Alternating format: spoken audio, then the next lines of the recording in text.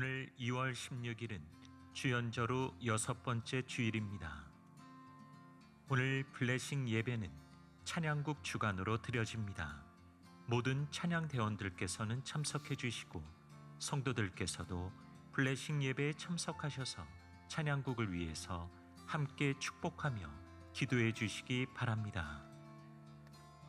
장학국에서 2025년 상반기 장학생 추천 및 선발을 진행합니다.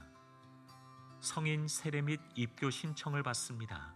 자세한 사항은 주보 사면을 참조하여 주십시오. 2025년부터 출산 장려 정책의 일환으로 경조국에서 출산 가정에게 출산 축하 금반지를 증정합니다.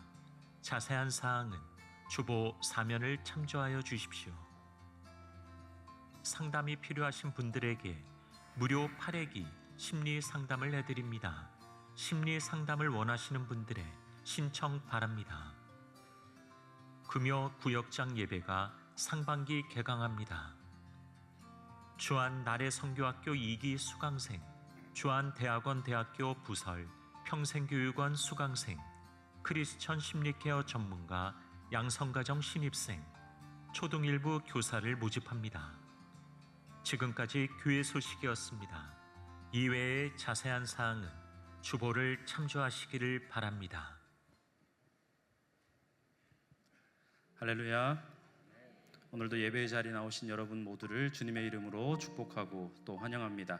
우리 옆에 계신 분들과 이렇게 인사하겠습니다. 주님의 이름으로 축복합니다. 우리 안에 주님께서 주신 사랑과 은혜가 충만하게 흘러넘쳐서 서로를 향한 축복이 계속해서 이어지고 흘러가는 그러한 믿음의 공동체가 되기를 간절히 소망합니다. 오늘도 그렇게 우리를 이끌어 가실 하나님께서 우리의 왕 되심을 선포하며 예배의 자리로 나아가겠습니다.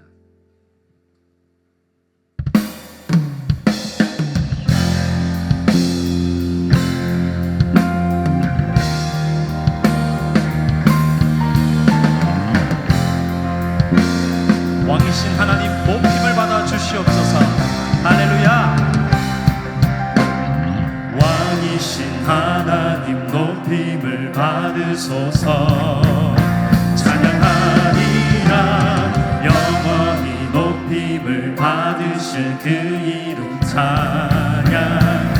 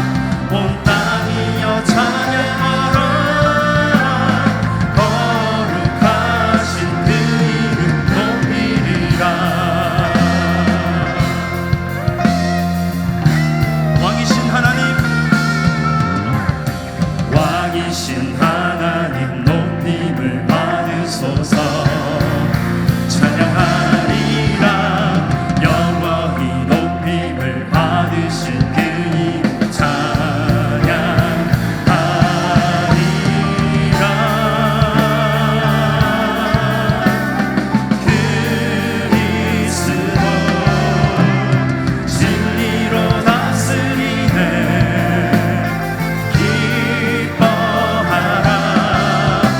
온 땅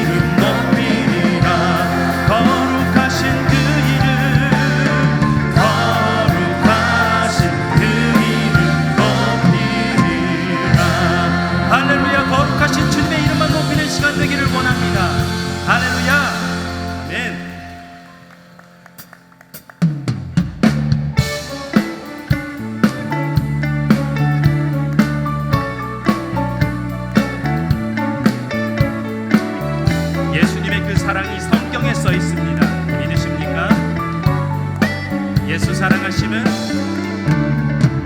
예수 사랑하심은 거룩하신 말일세. 우리들은 약하나 예수 권세만. 예수 사랑하심은 예수 사랑하심은 거룩하신 말일세. 우리들은 약하나 예수 권세만. 날 사랑하심 날 사랑하심 날 사랑하심 날 사랑하심 성경에 써있네. 나를 사랑하시고 나를 사랑하시고 나의 죄를 다 씻어 하늘 문을 여시고 들어가게. 날 사랑하심 날 사랑하심 날 사랑하심 날 사랑하심 성경에 써있네.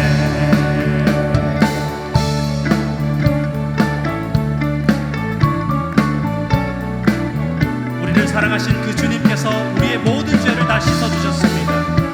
그 기쁨이 우리를 찬양하게 합니다. 나를 사랑하시고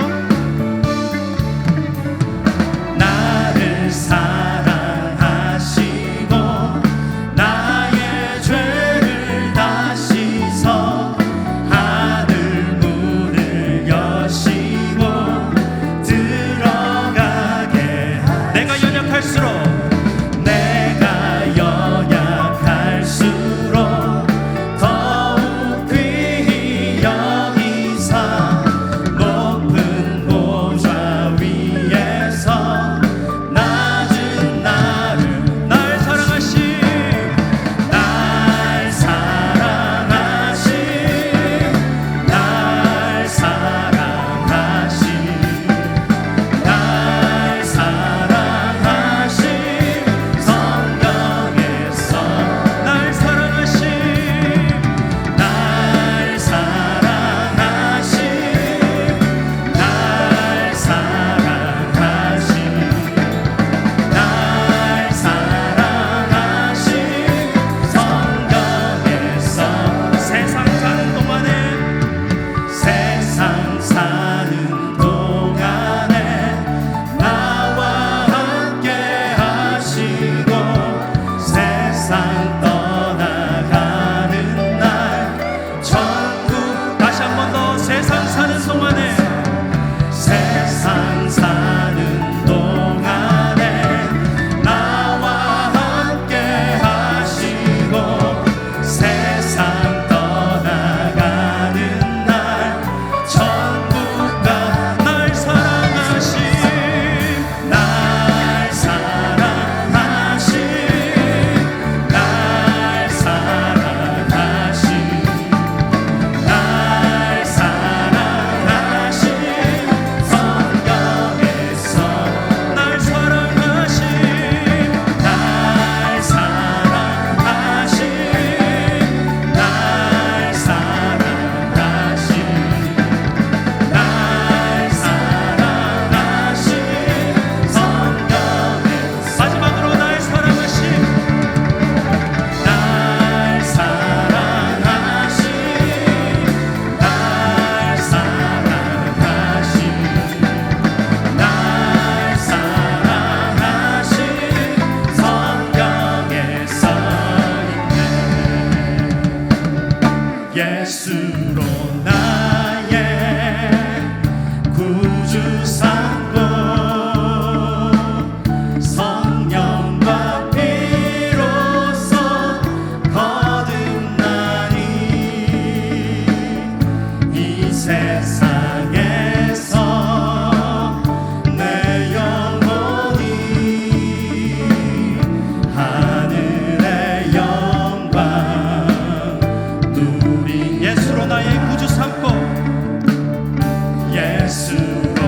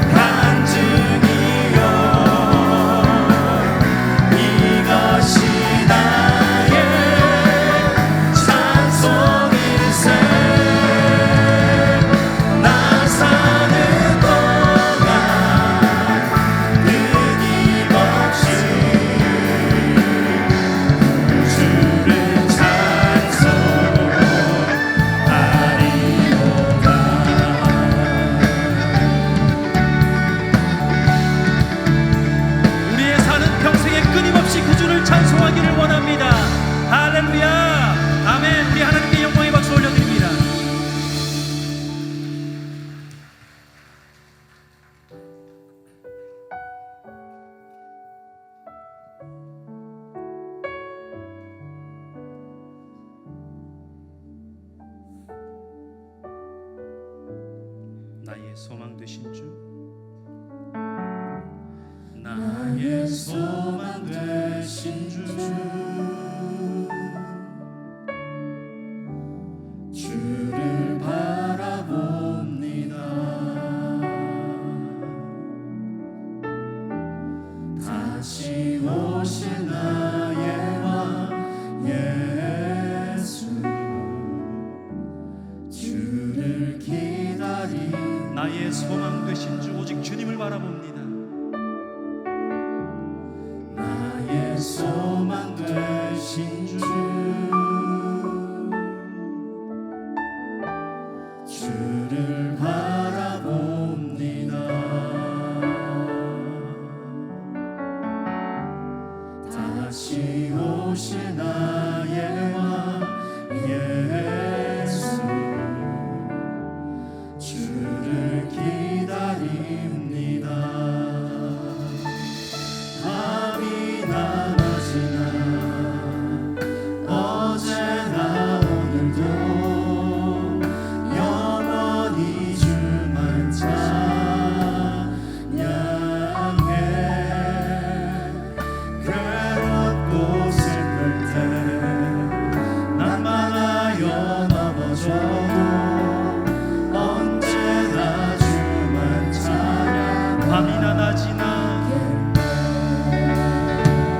밤이나 낮이나 어제나 오늘도 영원히 주만 찬양해. 괴롭고 슬플 때 난만하여 넘어져도 우리의 목소리를 높여 다시 한 번 더 고백합니다.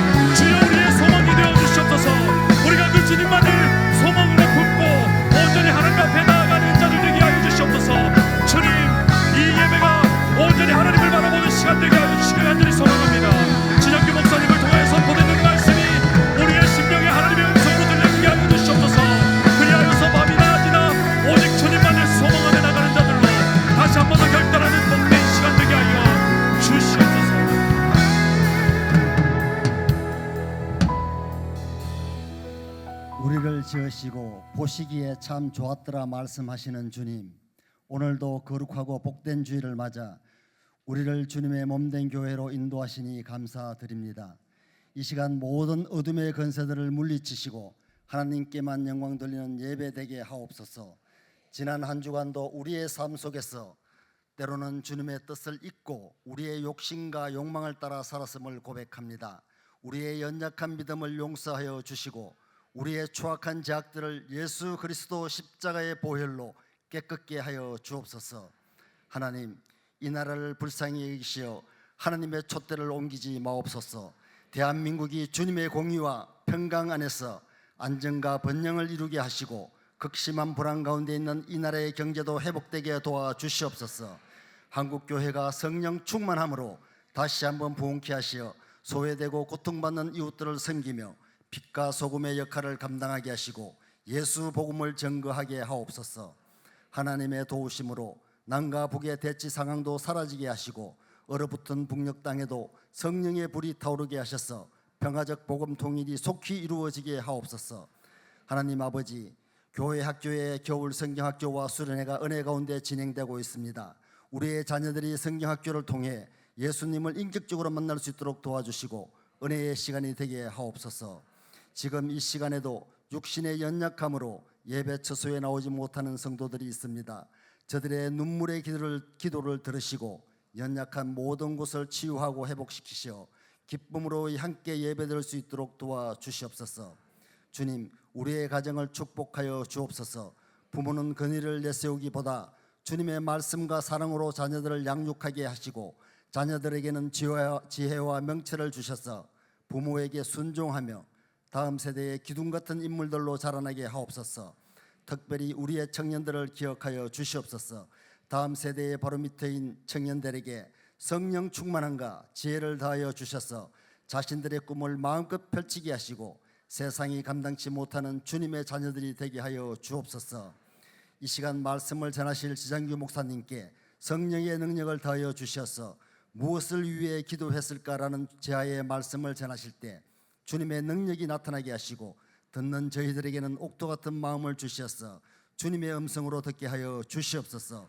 샬롬 찬양대의 아름다운 찬양을 통하여서 하나님 영광 받아 주시고 모든 예배위원들과 보이지 않는 곳에서 이름도 없이 빛도 없이 섬기는 손길들을 기억하여 주셔서 그 가정과 자녀들에게 형통의 복과 우리 주님의 선하심으로 인도해 주옵소서.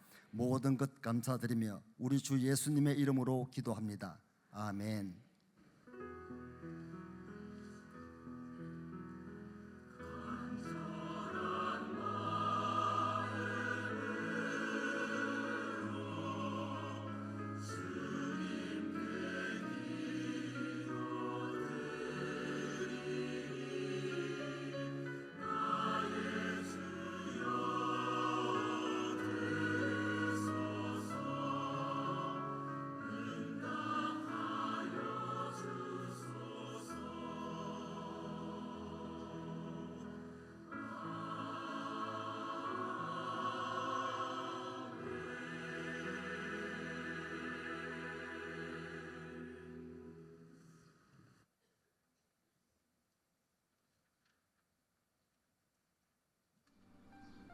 이에 베드로가 정신이 들어 이르되 내가 이제야 참으로 주께서 그의 천사를 보내어 나를 헤롯의 손과 유대 백성의 모든 기대에서 벗어나게 하신 줄 알겠노라. 깨닫고 마가라 하는 요한의 어머니 마리아의 집에 가니 여러 사람이 거기에 모여 기도하고 있더라. 베드로가 대문을 두드린대 로데라 하는 여자아이가 영접하려 나왔다가 베드로의 음성인 줄 알고 기뻐하여 문을 미처 열지 못하고 달려들어가 말하되 베드로가 대문 밖에 섰더라. 내가 미쳤다. 하나 여자아이는 힘써 말하되 참말이라. 그러면 그의 천사라. 베드로가 문 두드리기를 그치지 아니하니 그들이 문을 열어 베드로를 보고 놀라는지라. 베드로가 그들에게 손짓하여 조용하게 하고 주께서 자기를 이끌어 옥에서 나오게 하던 일을 말하고 야고보와 형제들에게 이 말을 전하라 하고 떠나 다른 곳으로 가니라. 날이 새매 군인들은 베드로가 어떻게 되었는지 알지 못하여 적지 않게 소동하니 헤롯이 그를 찾아도 보지 못하매 파수꾼들을 신문하고 죽이라 명하니라. 헤롯이 유대를 떠나 가이사라로 내려가서 머무니라.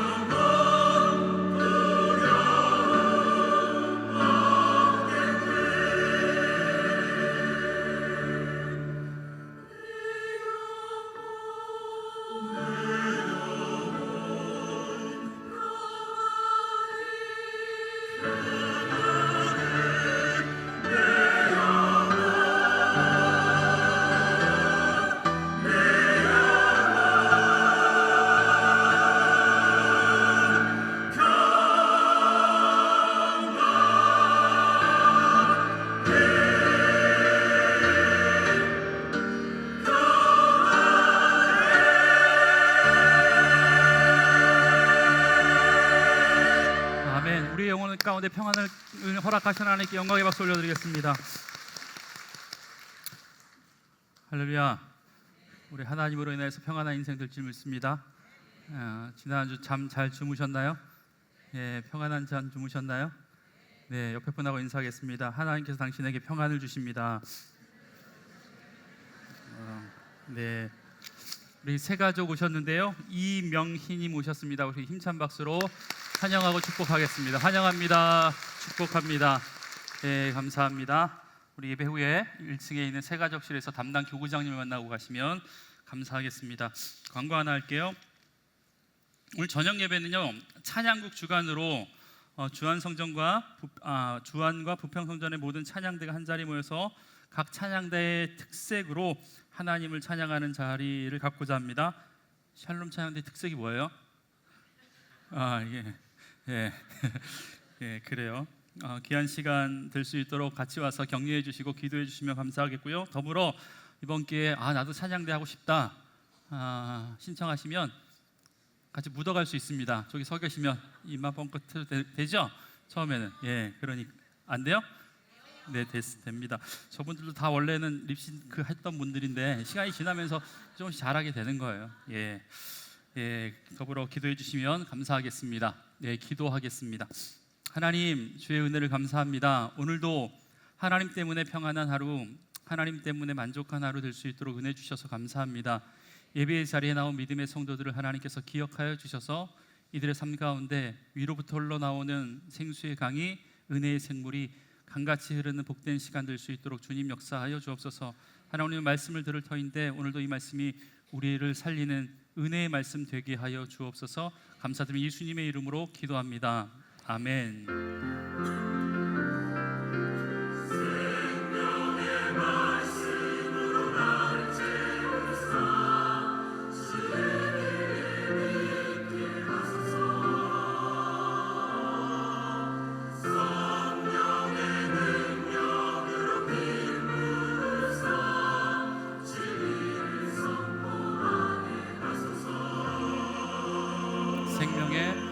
생명의 말씀으로 나를 채우사 주의 길 예비케 하소서.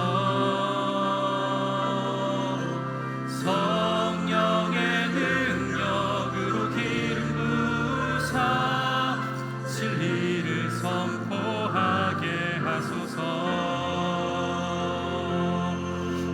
아멘. 사랑하는 주 아래 성도 여러분, 하나님과 늘 동행하십시오. 성령 충만하십시오. 은혜 충만하십시오. 오늘도 선포되어지는 진리의 말씀을 통해서 우리의 심령이 새로워지는 은혜가 있길 주의 이름으로 간절히 축복합니다. 여러분, 우리가 지난주에 살펴보았던 것처럼 헤롯의 박해로 인하여서 또 한 번의 교회 가운데 큰 위기가 찾아옵니다. 교회가 부흥할 만하면 위기가 찾아오고 평안할 만하면 또 위기로 인하여서 교회가 참 힘든 시간들을 계속해서 보내게 됩니다. 헤롯이 자기의 정치적인 입지를 든든히 하기 위해서 선택했던 것이 뭐냐면, 유대인들이 그렇게 싫어했던 기독교인의 이제 리더격이었던 야고보를 죽이잖아요. 그리고 나서 그 광경을 유대인들이 기뻐하는 것을 보고 더 큰 일을 해야 되겠다라고 생각하면서 가장 큰 수장이었던 한 사람이었던 예수님의 수제자 베드로를 옥에 잡아 죽이려고 합니다. 교회가 부흥할 만하면 어려움이 오고 이제 평안할 만하면 또 어려움이 오고, 여러분, 그런데 우리가 교회 역사를 보면 계속해서 이러한 위기와 평안의 반복이 교회의 역사라고 이야기할 수 있습니다. 여러분, 교회만 그렇나요? 그렇지 않아요? 우리의 삶도 마찬가지가 아닐까 생각이 됩니다. 뭔가 잘 풀린 것 같다가도 위기가 찾아오죠. 이제 좀 형편이 나아질 것 같았었는데 금방 또 문제가 생깁니다. 쨍하고 해뜰 날 돌아올 것 같았었는데 금방 먹구름에 비바람이 몰아칠 것처럼 우리 인생에 잔뜩 흐린 것들이 찾아올 때가 많이 있다라는 거예요. 여러분, 물론 하나님을 믿는 인생이라고 해서 우리가 어려움을 없이 사는 것이 이젠 기대도 하지 않잖아요. 여러분, 그래도 우리가 믿는 믿음이 있는데 그건 뭐냐면, 인생에서 만나는 수없이 많은 어려움들 속에서도 쓰러지지 않고 버틸 수 있는 이유가 우리가 가지고 있는 믿음 때문인 줄 믿습니다. 여러분, 인생이 마치 권투 경기 같다라는 생각이 들었어요. 여러분, 인생의 경기를 하다 보면 물론 큰 거 한 방 먹고 쓰러질 수도 있지만 우리 인생을 찬찬히 되돌아보면요, 계속해서 다가오는 이 짧은 주먹들, 잽이라고 하거든요. 잽 치고 빠지는 거. 짧은 주먹들이 옆구리 한번 푹 치고 가슴 한번 때리고 혹은 턱에 맞고 비껴서 맞고 머리 등 맞고 등 맞고 이렇게 하다가 이게 데미지가 막 쌓이거든요. 그런데 웬만하면 이것 갖고 쓰러지지 않아요. 그러다가 결정적으로 원투 스트레이트 어퍼커트 훅 이런 게 들어오는 거죠. 근데 이거 맞으면 그냥 나가 떨어지는 것 아닙니까? 지금 예루살렘 교회가 이런 위기를 당하고 있는 거예요.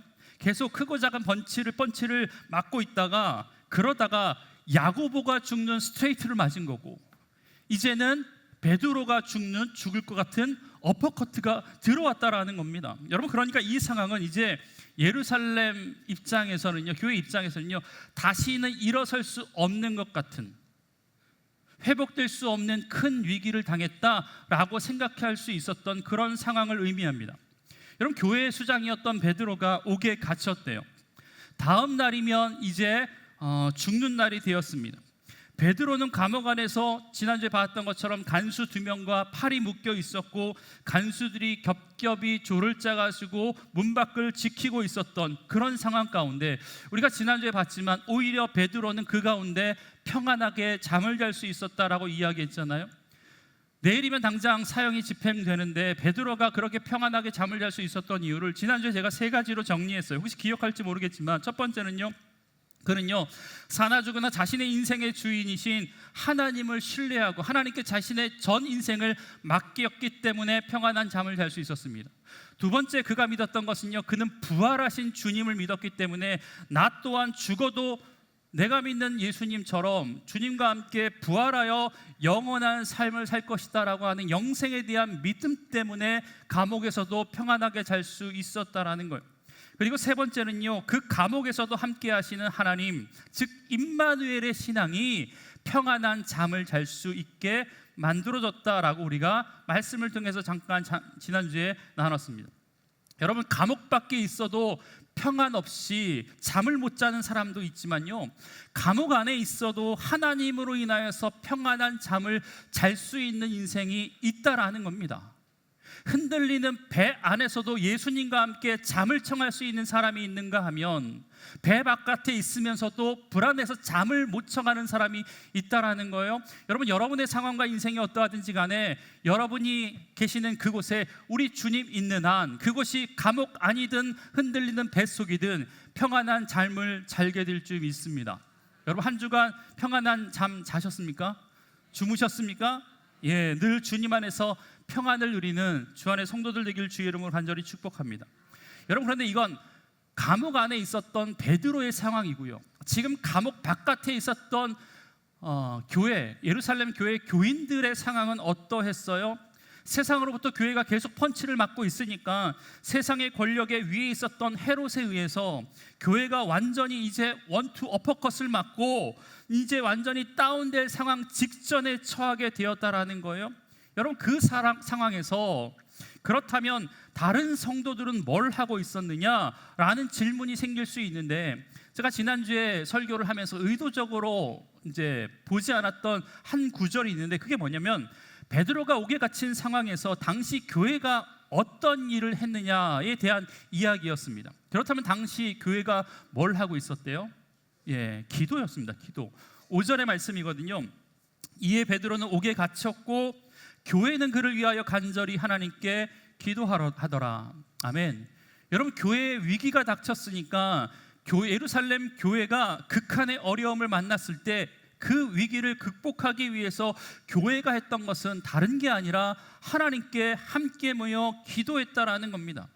여러분, 여기서 말하는 기도하다라는 말씀은요, 미완료 과거 시제 동사래요. 이게 뭐냐면 쉽게 말하면 계속해서 과거부터 지금까지 계속해서 기도했다라는 말씀입니다. 그러니까 베드로가 잡혀 있었던 그 시간 동안 교회가 했던 일은 쉬지 않고 계속적으로 하나님께 기도했다라는 것을 의미한다라는 겁니다. 여러분, 이제 평안한가 싶은 상황에서 어쩌면 스데반의 순교 때보다 더 큰 위기와 더 큰 환난에 직면해 있다라는 것을 성도들이 직감적으로 알았던 것 같아요. 야고보 사도가 순교당했어요. 베드로 사도가 투옥된 상황이었습니다. 교회를 말살시키려고 하는 헤롯의 음모가 이제 현실이 되는구나 라고 하는 불안감에 휩싸였을 때, 초대교회 성도들이요 모여서 했던 것은 다른 것이 아니라 근본의 위기가 다른 때의 위기와 같지 않는구나, 예사롭지 않음을 직감했던 그들이 모여서 했던 것은 다른 게 아니라 기도였다라는 겁니다. 여러분, 이러다가 다시 교회가 일어서기 힘들 것 같다라고 하는 순간 그들이 함께 모여서 기도했다라는 거죠. 여러분, 물론 우리가 오해하지 말아야 될 것은 그렇다면 위기가 없을 때는 기도하지 않았냐? 여러분 그렇지 않죠. 우리가 계속해서 작년부터 이 사도행전을 봐왔지만 초대교회는요 기도하는 공동체였거든요. 모일 때마다 오로지 기도에 힘쓰는 공동체였습니다. 한마음을 다해서 기도하고 예배하는 공동체였다라는 거예요. 그래서 여러분 사도행전의 별명이 두 가지가 있다고 했는데 하나는 성령행전, 또 하나는 기도행전이라고 하는 별명을 가지고 있다라는 거예요. 여러분 그런데 이때의 기도는요 그동안에 했던 기도와는 사뭇 다른 것처럼 보입니다. 아마 더 간절했을 것으로 생각됩니다. 그렇다고 여러분 그 상황에서 힘없는 성도들이 할 수 있는 게 기도 말고 또 있겠습니까? 뭐 감옥이라도 들어가서 찬탈하고 꺼내와야 하는 건가요? 아니죠. 여러분 헤롯의 폭력 앞에 교회가 할 수 있는 유일한 대처는 바로 하나님께 간절히 기도하는 것이었다라는 겁니다. 제가 지난주에도 말씀드렸지만 제가 이 말씀을 묵상하면 묵상할수록 우리나라 현 시점의 정치판과 정치인들과 상황들이 오버랩이 돼요. 밀란과 폭동이 두려워서 그 가운데 자신의 자리를 지키기 위해서 기독교를 박해하고 있는 이 헤롯의 모습 속에서 자신의 자리를, 자신의 위치를 지키기 위해서 이 정치적 상황과는 상관없이 무엇이 옳고 무엇이 그른지 인식하지 않고 자신들의 유익을 쫓는 정치인들이 생각이 났습니다. 이 상황에서 교회는 비겁하게 뭐하고 있냐라고 이야기하면서 어떤 분은 찾아와서 태극기라도 들어야 되는 거 아니냐고, 또 어떤 분은 찾아와서 촛불이라도 들어야 되는 거 아니냐고 서로 다른 입장을 요구하고 있고 자신이 생각하는 방법이 하나님의 공의가, 하나님의 정의가 이 땅 가운데 흐르게 만드는 방법이다라고 외치고 있는 이 시점 가운데 여러분 어떻게 해야 됩니까? 촛불을 드는 것도 중요하고 태극기를 주는 것도 중요하지만 여러분 그보다 더 중요한 것은 현 시점, 이 나라의 민족의 현 시점은 단순한 정치적인 상황, 진영 간의 대립이 아니라 우리나라, 이 나라 조국 대한민국을 말살시키려는 보이지 않는 강력한 영적인 세력과의 싸움임을 제가 인식하기 시작했습니다. 그러니까 적어도 믿음의 사람들은요 이 보이지 않는 공중권세를 대항하기 위해서 영적인 전투를 벌여야 되겠다라고 생각이 들었어요. 여러분 영적인 전투 가운데 가장 큰 무기는 뭔지 아십니까? 다른 게 아니라 기도입니다. 기도. 여러분 기도인 줄 믿습니다. 영적인 전투에 있어서 가장 효과적인 방법은요 예루살렘 교회들이 선택했던 방법, 간절히 기도하는 것, 그게 바로 이 위기와 이 어려움들을 타개할 만한 강력한 무기인 줄 믿습니다.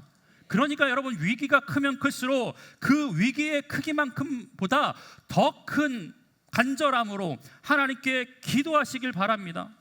여러분 작은 위기나 어떤 작은 문제들은요 여러분들이 했던 어쩌면 평소의 습관적인 기도 혹은 특별할 것이 없는 기도를 통해서도 극복될 수 있고 응답을 받을 수 있을지 모르지만 여러분 문제가 크면 기도의 크기도 달라져야 되는 것 아니겠습니까?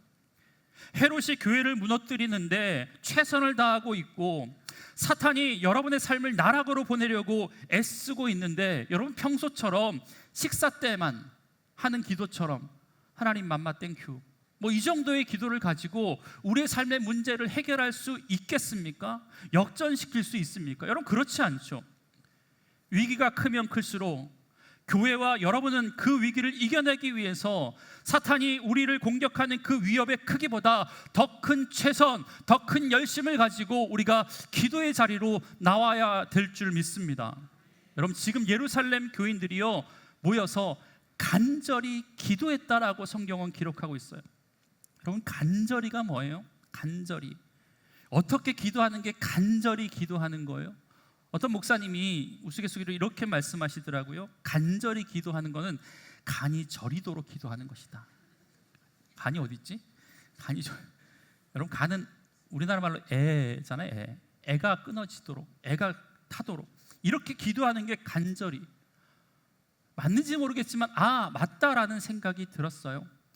어떠한 문제인가 어떠한 상황 앞에 내가 해결할 수 없는 그런 어려움 앞에 애가 끊어지도록 간이 타들어가도록 하는 기도 그 언제 해보셨습니까? 여러분 요즘 그런 기도 해보셨습니까? 여러분 지금 베드로가 잡히니까 예루살렘 성도들이요 간절히 기도했대요. 그리고 혼자 기도한 것이 아니라 교회가 모여 간절히 기도했다라고 이야기하고 있습니다. 교회가 기도했대요. 몇 명만 기도한 것이 아니라 함께 모여 한 마음으로 기도했다라는 것 아니겠습니까?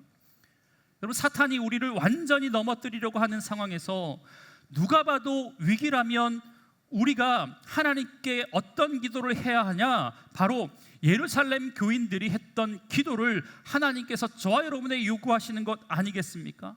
다 모여서 한 마음으로 한 뜻으로 그렇게 기도하는 것, 그게 하나님이 요구하시는 기도의 모습이라는 겁니다. 협력해서.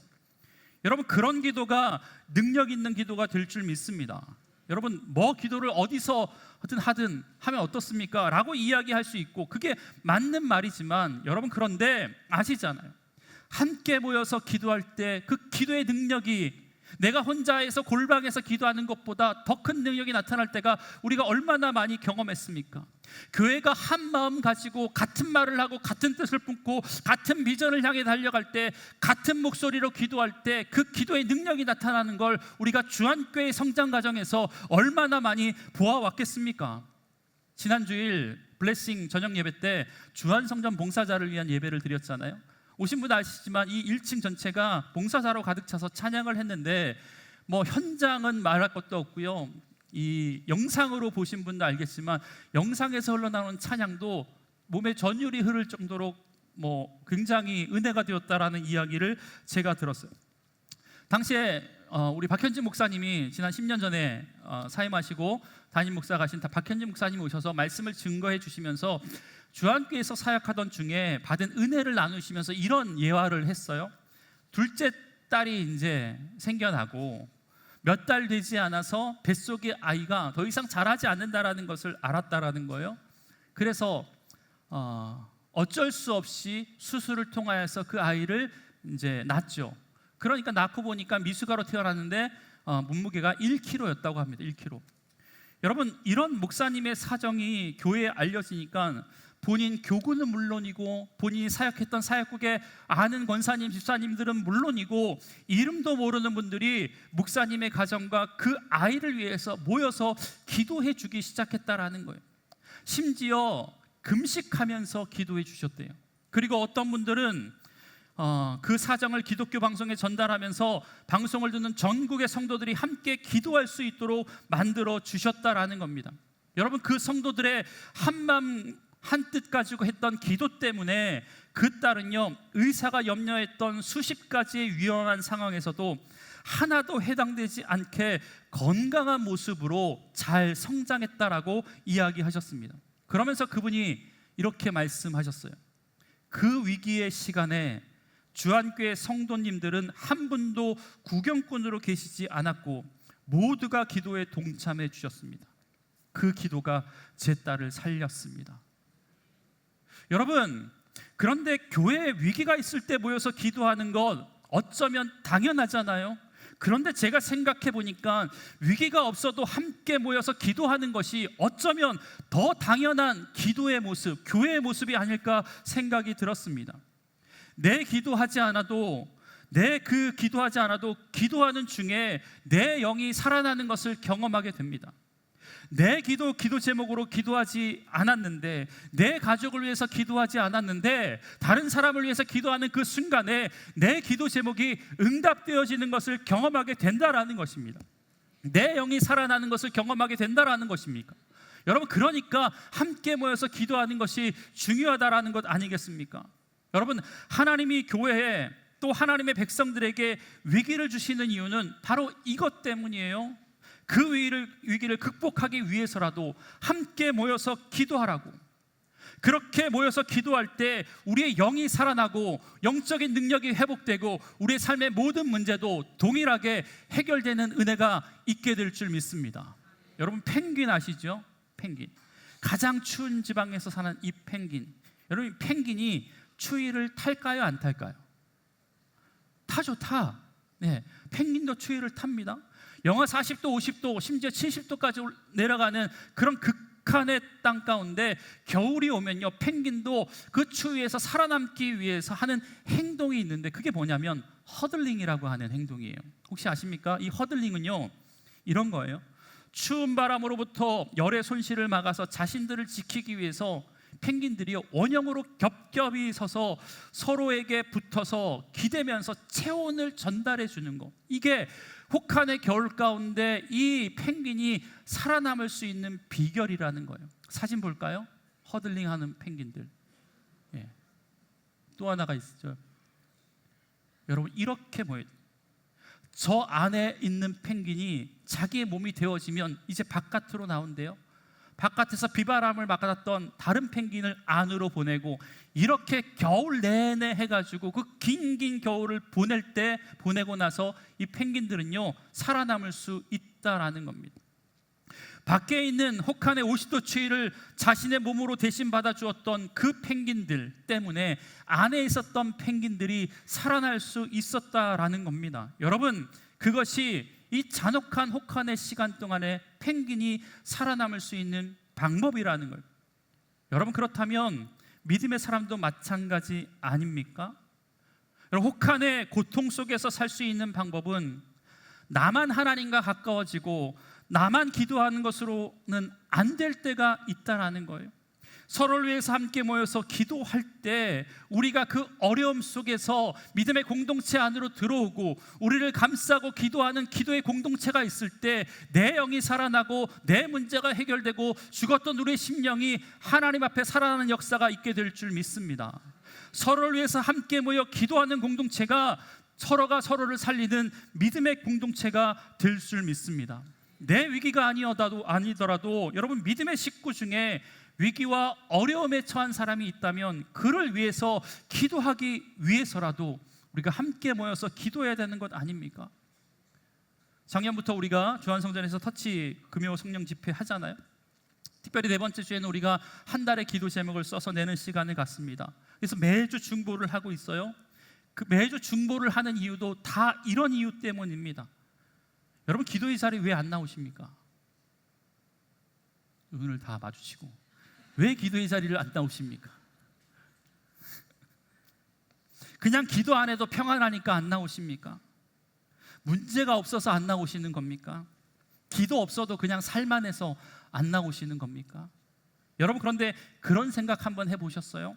혹시 내가 이렇게 평안하고 이렇게 문제없고 이렇게 그냥 그저 평범하게 살아갈 수 있는 이유가 어쩌면 나를 위해서 지금도 기도해 주는 누군가의 기도 때문이 아닐까? 여러분, 주 안의 성도들의 기도가 내 삶 가운데 영향을 미치고 있는 건 아닐까?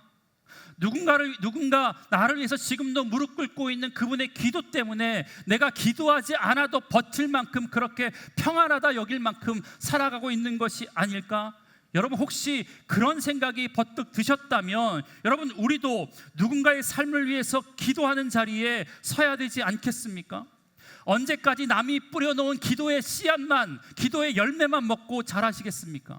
여러분도 기도의 씨앗을 뿌리고 힘들어하고 있는 믿음의 성도, 믿음의 공동체 안에 들어가서 추위를 막아주어야 할 내가 그 자리에 섬으로 말미암아 그를 따뜻하게 추운 겨울, 혹한의 겨울 이겨낼 수 있도록 기도하는 게 저와 여러분의 임무인 줄 믿습니다. 중보기도팀의 임무가 아니라, 구역장의 임무가 아니라, 교구장의 임무가 아니라 우리 모두의 임무인 줄 믿습니다. 그거 사명이거든요. 그거 우리가 해야 될 일이거든요. 여러분, 옛날 생각해 보세요. 지금보다 내일이 더 바쁘고 살기 힘든 그때 그 고난, 그 어려움을 여러분 어떻게 이겨내셨습니까? 기도로 이겨내지 않았습니까? 내일 아니어도 누가 아프다고 하면, 누가 힘들다고 하면, 누가 시험 들었다고 하면, 누가 망했다고 하면, 누가 사기당했다고 하면 짐 싸들고 교회 나와서 기도실로 와서 밤새 기도해 줬잖아요. 나라 민족이 어렵다고 했을 때, 위기가 있을 때마다 믿는 사람들이 모여서 기도하지 않았습니까? 그래서 교회마다 새벽기도, 철야기도 시간이 차고 넘치지 않았습니까? 여러분, 교회가 지금 어떻습니까? 위기가 없어서 기도하지 않는 건가요? 여러분, 그럼 기도할 수밖에 없는 위기, 어려움, 고난, 역경, 환난이 있어야 기도의 자리에 나아오시겠습니까? 그렇다면 제가 나아올 수 있도록 기도해 드릴까요? 하나님, 저 권사님 제발 폭삭, 쫄딱 기도의 자리에 나오게 해 주십시오. 여러분, 이래야지 되겠습니까? 안 되죠. 그러면 안 되죠. 사랑하는 주 안의 성도 여러분, 여러분의 교회와 우리의 인생 속에서, 위기 속에서 우리가 사는 방법은 단 한 가지, 기도인 줄 믿습니다. 1000번을 생각해도 우리의 문제의 해답은 기도인 줄 믿습니다. 아멘 하십니까? 아멘 하십니까? 믿으시는 분들이 교회 나오세요. 같이 새벽을 깨우고 같이 철야를 깨우고 하면서 교회의 위기 앞에 보여주었던 예루살렘 성도들의 한마음이라서 간절히 하는 그 기도를 통하여서 기도가 우리 주 안의 성도들에게도 회복되어지는 은혜가 있길 주의 이름으로 간절히 축복합니다. 여러분, 그렇다면 야고보가 목베어 죽임을 당하고 베드로가 옥에 갇혀 죽게 된 상황 가운데서, 즉 교회의 성도들은 모여서 그를 위해 기도했다고 하는데, 여기서 이런 질문이 생겨요. 도대체 그들은 어떤 기도를 하나님께 드렸을까? 뭐라고 기도했을까? 평권사님, 뭐라고 기도했을 것 같아요? 베드로가 잡혀 있어. 권사님, 지장님 목사가 옥에 들어가 있어. 뭐라고 기도할 거예요? 나오게 해달라고. 맞죠? 나오게 해달라고, 살려달라고 기도했겠죠. 우리 베드로 사도님 감옥에서 무사할 수 있도록, 그래서 곧 풀려날 수 있도록 은혜 주십시오. 여러분, 이렇게 기도하지 않았겠습니까? 그러니까 그 기도에 응답하셔서 결과적으로 베드로가 어떻게 됐어요? 풀려났잖아요. 천사의 도움으로 도무지 풀려날 수 없었던 그런 상황에서 모든 가능성이 제로에 가까운데 그가 풀려났다라는 거예요. 기도의 응답 맞습니까? 맞죠? 아니라고 할 수 없죠. 불가능을 가능케 하는 것이 기도의 능력인 줄 믿습니다. 여러분, 믿으십니까? 도무지 일어날 수 없는 상황이 일어났어요. 기도의 응답이라고 밖에 표현이 안 돼요. 그런 입장에서 보면 기도의 응답이 분명해 보입니다. 여러분, 오늘 본문에 보니까 베드로가 감옥에서 풀려나서 제일 먼저 찾은 곳은 성경에 보니까 마가라 하는 요한의 어머니 마리아의 집이었다라고 이야기하고 있어요. 12절의 말씀 우리 다 같이 한번 읽어보겠습니다. 12절 시작. 여러 사람이 거기서 모여 기도하고 있더라. 아멘. 여러분, 이 집은 우리에게 익숙한 오순절 마가의 다락방, 그 마가의 다락방이 이 집입니다. 그러니까 오순절 마가의 다락방에 성령이 임한 사건 이후에 초대교회 성도들의 기도의 장소, 예배의 장소, 함께 모여서 은혜를 나누는 장소가 이 마가의 다락방이었다라고 우리가 생각할 수 있어요. 그런데 그때도 모여서 기도했대요. 우리 본문 18절에 우리가 읽었지만, 여러분, 새벽에 날이 밝기 전에 베드로가 왔던 것으로 봐서 베드로가 오는 그 시간이 새벽이었습니다. 그런데 그들이 뭐라고 있었대요? 기도하고 있었다라고 이야기하고 있습니다. 베드로가 감옥에 나와서 그곳에 도착해 보니까 기도하고 있었대요. 여기서 기도하다라고 하는 이 단어도 현재 분사로 썼는데, 그러니까 우리가 알 수 있는 것은요, 베드로가 옥에 갇힌 그 순간부터 지금 이 시간까지, 새벽까지 며칠 몇 날을 끊어지지 않고 계속해서 기도하고 있었다라는 것을 이야기합니다. 여러분, 그러니까 어쩌면 당연히 이 성도들의 변함없고 신실한 기도가 있었기 때문에 하나님께서는 천사를 보내주셔서 그를 감옥에서 구해 주셨다라고 볼 수 있습니다. 성도들의 기도가 승리하는 장면이라고 충분히 이야기할 수 있습니다. 사랑하는 주 안의 성도 여러분, 지속적인 기도가 승리를, 인생의 역전을 이끌어낼 줄 믿습니다. 역전이 필요하십니까? 승리가 필요하십니까? 기도하십시오. 기도하십시오. 여러분, 그런데 우리가 여기서 이상한 점 하나를 발견하게 됩니다. 뭐냐면, 그게 베드로가 그 집에 도착해서 문을 두드리잖아요. 한 여자아이가, 로데라고 하는 여자아이가 나와가지고 누가 왔는지 보는데 베드로의 음성이 들리는 거예요. 여러분, 마가의 집에 어린 문지기까지 베드로의 음성을 알고 있는 것으로 봐서 베드로가 평소에 이곳에 자주 왔다라는 것을 짐작하게 하잖아요. 그런데 이 여자아이가 얼마나 기뻤는지 문을 열어줄 생각하지 않고 이 기쁜 소식을 어른들에게 먼저 전해야 되겠다라고 다시 방에 들어가서 베드로 아저씨가 왔습니다 라고 이야기하는데, 그 이야기를 들었던 많은 사람들의 반응이 뭐냐면, 내가 미쳤구나 였습니다. 내가 미쳤구나. 근데 로데가 얘요, 진짜예요. 진짜예요. 그러니까 뭐라고 이야기합니까? 베드로가 아니라 천사라. 쉽게 말하면 귀신 봤구나 라고 이야기한다라는 거예요. 우리 15절 말씀도 다 같이 한번 읽어보겠습니다. 시작.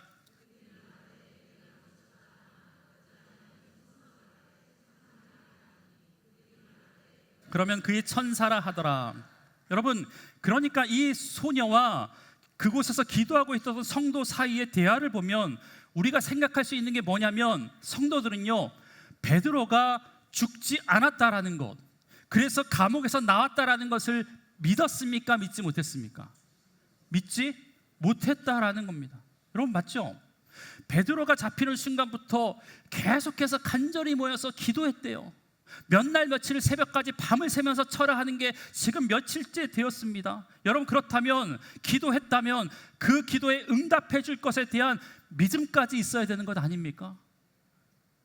여러분, 당연히 베드로의 음성이 들렸으면 베드로라고 생각하는 것이 맞아요. 그렇지 않습니까? 여러분, 그런데 이 베드로의 음성을 듣고 들었던 소녀를 제외하고는 베드로가 살아왔다라는 것을 아무도 믿지 않았다라는 것을 의미합니다. 여러분, 웃기죠? 기도는 했는데 믿지 않아요. 분명히 몇 날 며칠을 살려달라고 풀어달라고 기도해서 살아왔는데 여자아이에게 미쳤다, 네가 돌았다, 헛소리하지 마라, 귀신 본 거 아니냐라고 지금 그러고 있다라는 거예요. 여러분, 우리가 이 본문을 읽을 때마다 이런 추측을 해요. 성도들이 기도는 했는데 응답에 대한 확신과 믿음이 없는 기도였을 것이다 라고 추측합니다. 여러분, 그래서 이런 경우를 빗대어 이런 예화 많이 하는 거 들어보셨을 거예요. 어느 마을에 가뭄으로 농사가 안 돼요. 그래서 안 되겠다 싶어가지고 그 교회에서 교인들이 모여서 비를 오게 해달라고 기도회를 하려고 사람들을 수집하는데, 그래서 성도들이 쨍한 대낮에 하나님께서 비를 내려달라고 기도하러 모이고 있는데 한 꼬마가 우산을 들고 오네. 그러니까 이렇게 쨍한 날 왜 우산을 가져왔냐고 어른들이 핀잔 줬대요. 여러분, 뭐예요? 기도는 비 오게 해달라고 해놓고 비 오지 않는 것에 대한 믿음이 있었던 것 아닙니까? 또 이런 예가 있죠. 교회 옆에 술집이 생겼어요. 밤낮 없이 들려오는 고성방과 음악 소리 때문에 교회가 골치가 아픈 거예요. 골치가. 그래서 성도들이 하나님, 저 술집 망하게 해달라고 기도했대요. 기도. 그런데 갑자기 잘 나가던 이 술집이 한순간에 불이 나서 쫄딱 망하게 됐대요. 그래서 그 술집 사장이 평소에 자신의 가게 망하게 해달라고 기도했던 교회를 상대로 교회가 기도했기 때문에 우리 술집 망했다고 소송을 진행했대.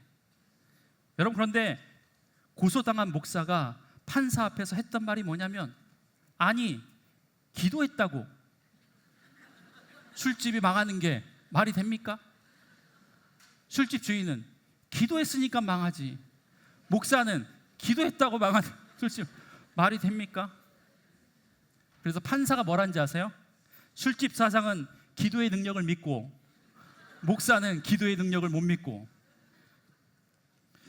여러분, 지금 얼핏 보면 그런 상황 같아 보이지만 여러분, 그런데 잘 보세요. 물론 성도 중에 베드로가 갇혔으니까 당연히 살게 해달라고 기도하는 성도가 있었겠지만, 하지만 그보다 더 많은 사람들은 아마 살려달라는 기도보다 이런 기도했을 것 같아요. 이런 기도. 어떤 기도냐면, 하나님, 베드로 사도가 그 감옥에서 고문과 박해 속에서도 목이 칼이 들어오는 그 순간에도 믿음이 약해지지 않도록 하나님, 우리 베드로 사도 붙들어 주시옵소서. 마음이 약해져서 예수 모른다고, 믿음 버리겠다고 부인하거나 믿음을 놓거나 죽음 앞에서 세상에서 살아남는 길을 선택하는 어리석은 자 되지 않도록 하나님, 신실하게 우리 베드로 사도님 지켜주십시오. 여러분, 이렇게 기도하지 않았을까? 여러분, 이건 개인적인 제 바람이기도 하지만 단순한 희망사항이 아니라 지금까지 보여왔던 초대교회의 성도, 초대교회에 있었던 사도들의 모습, 보여주었던 믿음의 모습을 통해서 우리가 충분히 짐작할 수 있는 기도의 내용이에요. 이미 베드로는 지난주에 얘기했던 것처럼 4장과 5장에서 2번이나 감옥에 갇혀 있었습니다. 여러분, 그럴 때마다 성도들이 베드로를 위해서, 사도를 위해서 기도했거든요. 여러분, 뭐라고 기도하는지 아세요? 풀어달라고 기도하지 않았습니다. 살려달라고 기도하지 않았습니다. 다시는 예수의 이름으로 말하지 말라고 흠뻑 맞고 있는 이 제자들이 그 앞에서 믿음의 사람들이 그 앞에서 했던 기도는 다른 기도가 아니라 사도행전 4장 29절에 이렇게 기도하더라고요. 주님, 종들로 하여금 담대히 하나님의 말씀을 전하게 하여 주시옵소서. 이게 그들의 기도였다라는 거예요. 복음 때문에 막고 있고, 복음 때문에 옥에 갇히고, 복음 때문에 환난과 핍박을 당하고 있는 그 순간 가운데 제자들이 했던 기도, 성도들이 했던 기도는 하나님 제발 살려달라고, 제발 풀어달라고 했던 기도가 아니라 하나님 어떠한 상황이든지 하나님 나라를 전파하며 복음을 증거할 수 있는 하나님 담대함 나에게도 허락해 주십시오. 이렇게 기도하고 있었다라는 겁니다. 여러분, 그러니까 이들이 늘 사도들을 위해서 했던 기도는 어려움 속에서도 복음을 전하는 믿음 달라고 기도했을 것이라는 겁니다. 감옥 속에서도 예수의 증인되어 살아갈 수 있는 담대함 허락해 달라고, 믿음 허락해 달라고, 온갖 고문과 환난 속에서도 믿음을 지켜나갈 수 있는 힘 달라고, 영적인 배짱 달라고 그렇게 기도하지 않았을까? 여러분, 그러니까 살아서 돌아올 생각도 못했던 거죠. 믿음을 지키다가 그렇게 감옥에서 죽더라도 그것이 하나님의 영광을 위한 방법이라고 생각했기 때문에 마치 우리의 믿음 가지고는 그곳에 모여서 기도했던 이 성도들의 반응이 믿음 없는 것처럼 보였지만 믿음 없는 것이 아니었다라는 겁니다. 여러분, 끝까지 믿음을 지켜달라는 기도보다 분명히 살려달라는 기도가 지극히 당연한 것이고 모두가 이런 기도를 할 것 같지만 실제로 감옥에서 믿음을 지키다가 죽으라고 기도했던 우리 믿음의 선조들이 있었습니다. 주기철 목사님이 참 대단한 분이시지만 그만큼 대단한 분은 저는 오정모 사모님이라고 생각이 됩니다. 여러분, 주 목사님이 신사참배 때문에 거절하다가 옥고를 치르시다가 한 번씩 풀려나서 집에 올 때마다 사모님의 첫 마디는 항상 이거였대요. 목사님, 승리하셨습니까? 목사님, 승리하셨습니까? 이기셨습니까? 이 말씀의 의미는 다른 게 아니라 목사님, 어려운 상황 가운데서 감옥에서도 그 믿음 잃지 않으셨습니까? 예수님 배반하지 않으셨습니까? 이런 뜻이었습니다. 한 4년여의 긴 옥고의 시간을 다 마치고 나서 이제 가진 고문으로 인하여서 이 주목사님이 몸이 쇠하여져서 죽을 것 같으니까 일제가 집에 데려다가 놓으라고 그랬을 때 이 오정모 사모님께서 주목사님을 면회하시면서 이랬답니다. 목사님은 결코 살아서 이 문을 나오시면 안 됩니다. 목사님이 그곳에서 순교하셔야 조선교회가 무너지지 않습니다. 여러분, 주목사님을 위한 오정모 사모님의 평생의 기도 제목이 뭐였을까? 주목사님을 향한 산정현교회 성도들의 기도의 제목이 뭐였을까? 하나님, 우리 목사님 살려주십시오. 이 기도했겠습니까? 저는 아니라고 생각됩니다. 하나님, 우리 목사님 그 안에서 신실하게 믿음 지켜나갈 수 있도록 도와주옵소서. 예수 부인하지 않고 그 믿음 지켜나가다가 주님 앞에 설 때 영광스러운 하나님의 사람으로 설 수 있도록 은혜 베풀어 주옵소서. 고난의 문 앞에서도 고문 앞에서도 신실한 믿음의 사람으로 설 수 있도록, 그래서 그분이 뿌렸던 그 순교의 피가 이 조선교회를 살리는 밑거름이 될 수 있도록 하나님 은혜 더하여 주옵소서. 여러분, 이런 기도 하지 않았겠습니까? 여러분, 그런 정신으로 이 성도들이 기도했으니까 베드로가 풀려났다는 소리를 듣고도 믿지 못했던 것이고, 베드로도 한 번도 자신 풀어달라고 기도하지 않았으니까 감옥에서 2개의 문이나 열려고 자신의 손에 묶여 있었던 쇠사슬이 풀렸음에도 불구하고 이게 꿈인지 생시인지 헷갈려 하는 이유가 바로 이것 때문 아니겠습니까? 여러분, 말씀을 정리합니다. 여러분, 어떤 인생의 위기가 있으십니까? 그 위기 때마다 여러분 어떻게 기도하셨습니까? 무엇라고 간구하셨습니까? 하나님, 이 위기 극복해야 됩니다. 저 살려주셔야 됩니다. 이거 이겨야 됩니다. 이거 해내야 됩니다 라고 기도하셨습니까? 여러분,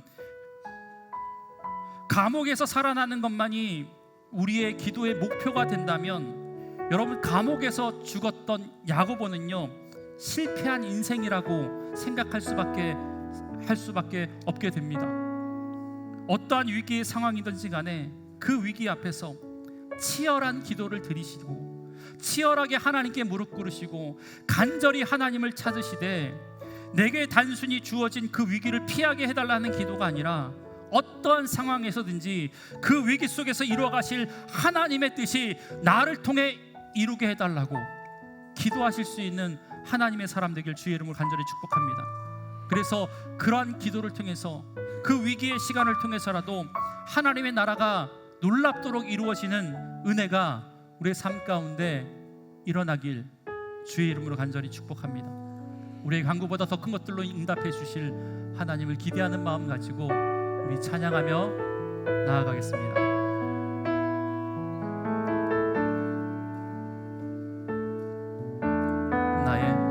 나의 기도하는 것보다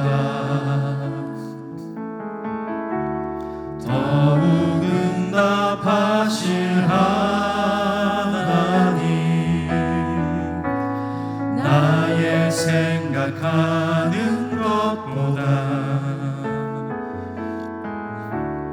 더욱 이루시는 하나님, 우리 가운데 역사하신 능력대로 우리들의 간구함을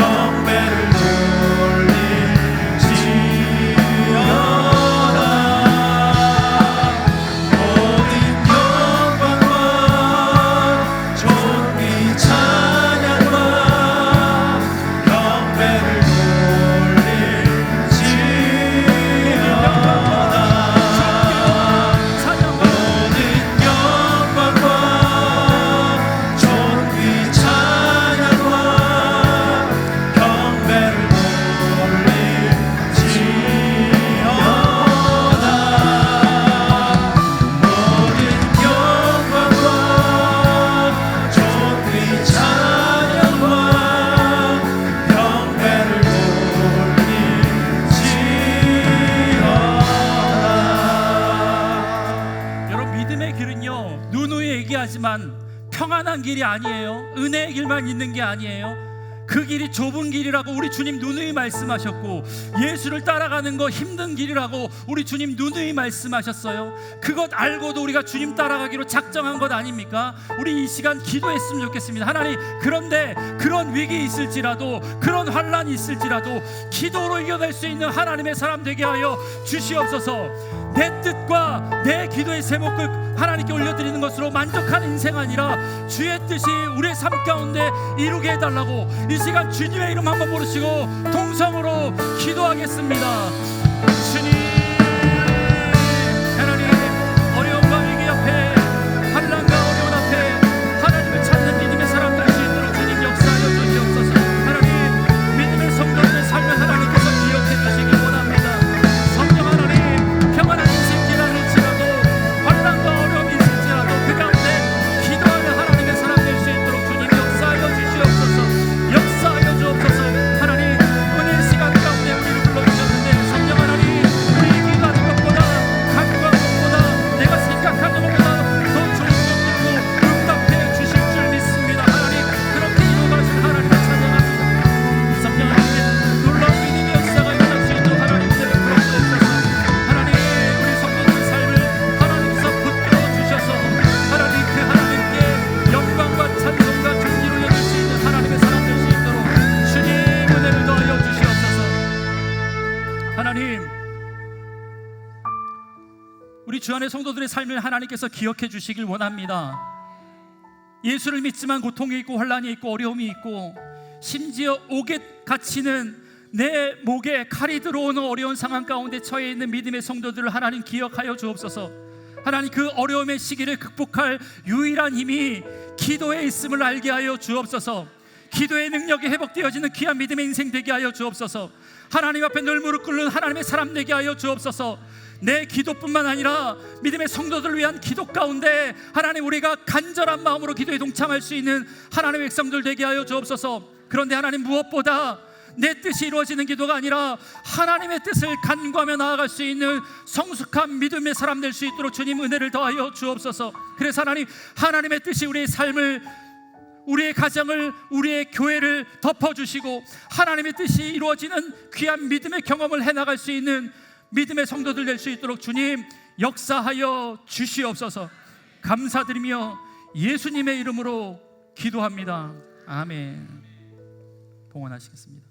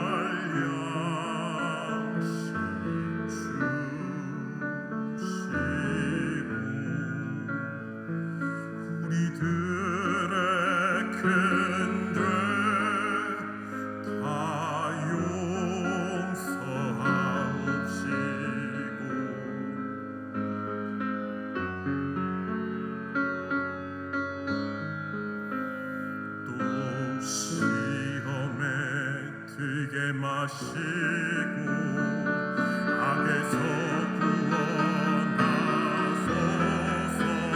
내게 주의 나라 주의 권세 주의 영광 영원히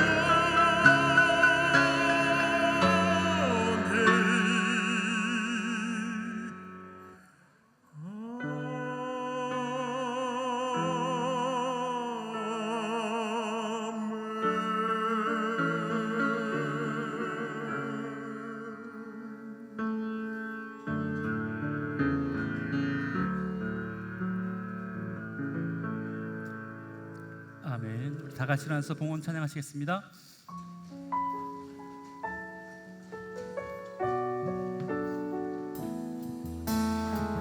모든 영광과 존귀와 모든 영광과 존귀와 능력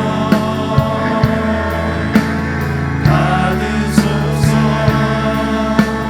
받으소서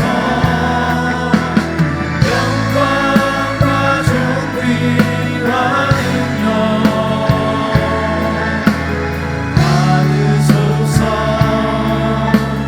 받으소서 모든 영광과 존귀와 능력 받으소서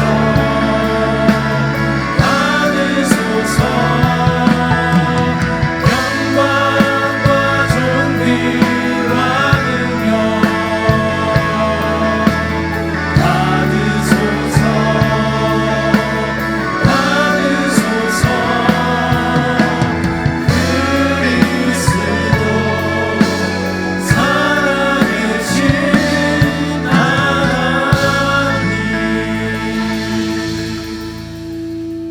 우리가 기도하는 것보다 우리가 생각하는 것보다 더욱더 큰 것들로 응답하신 하나님 감사합니다.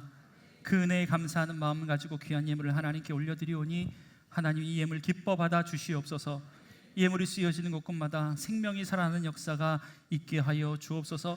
드린 손길 하나님 부유한 손길 되게 하여 주시고 그들의 삶 가운데 날마다 더 구제하여도 더 넉넉하게 되어지는 은혜가 있을 수 있도록 주님 은혜를 더하여 주시옵소서. 그래서 하나님 크고 작은 간증거리가 그들의 삶 가운데 차고 넘치는 귀한 은혜의 삶 살아가실 수 있도록 주님 역사하여 주시옵소서. 특별히 하나님 지금도 여전히 침상에 누워 하나님의 만지심을 기다리는 하나님의 사람들 있습니다. 김채봉 성도님 유방암으로 하나님 수술을 앞두고 있는데 성령 하나님 좋은 의사 만나게 하여 주셔서 깨끗하게 치료되는 역사가 있게 하여 주시옵소서. 차대영 성도님 신부전증과 폐렴과 코로나로 인하여서 힘든 상황 가운데 있사오니 성령 하나님 그에게 찾아가 주셔서 예수 그리스도의 능력으로 일으켜 세워 주시옵소서. 과거에 교회에 받은 상처로 인하여서 마음이 다친 상태라고 하는데 성령 하나님 다친 분도 병의 치유와 함께 활짝 열려지는 역사가 있게 하여 주시옵소서. 예수를 영접하고 천국에 대한 소망을 품는 하나님의 사람들 되게 하여 주옵소서. 이곳에 서 있는 믿음의 사람들에게도 하나님 여러 가지 육신의 질병과 문제가 있을 터인데 하나님 그 문제에 손을 얹고 기도할 때마다 그 얹은 손 우리 주님의 손 될 수 있도록 주님 은혜를 더하여 주옵소서. 치료하여 주옵소서. 회복시켜 주시옵소서. 평강이 있을지어다. 은혜가 있을지어다. 회복이 있을지어다. 하나님 귀한 예배 가운데 이명희님 귀한 천하보다 귀한 영혼을 보내주셔서 감사합니다. 이분의 삶을 하나님 축복하여 주셔서 지금까지 어떤 인생 살아왔는지 우리는 알지 못하지만 하나님 바라는 건 이 이후의 삶이 지금까지 어떤 인생보다 더욱더 복된 인생만 펼쳐지게 하여 주옵소서. 주한교회를 만나고 예수 그리스도를 만난 이 순간 이후부터 하나님 그의 인생 가운데 시온의 대로가 열려지는 은혜가 있게 하여 주시옵소서. 그의 이름 석자를 천국 하나님 생명책에 기록하여 주심으로 말미암아 구원받는 하나님의 사람들뿐만 아니라 그의 가족도 그의 친지들도 그로 인하여서 구원받는 놀라운 은혜가 있을 수 있도록 주님 역사하여 주옵소서. 이제 세상으로 나아가는 믿음의 성도들 하나님 홀로 두지 마시고 동행하여 주시옵소서. 삶의 위기 속에서도 하나님의 뜻을 구하는 신실한 기도를 통하여서 늘 주님께서 승리하게 하셨던 것들을 믿음으로 바라볼 수 있는 하나님의 사람들 되게 하여 주시옵소서. 모든 말씀 예수님의 이름으로 기도드리오며 여호와는 내게 복을 주시고 너를 지키시기를 원하며 여호와는 그 얼굴을 내게 비추사 은혜 베푸시기를 원하며 여호와는 그 얼굴을 우리 모두에게로 향하여 드사 평강 주시기를 원하노라. 아멘.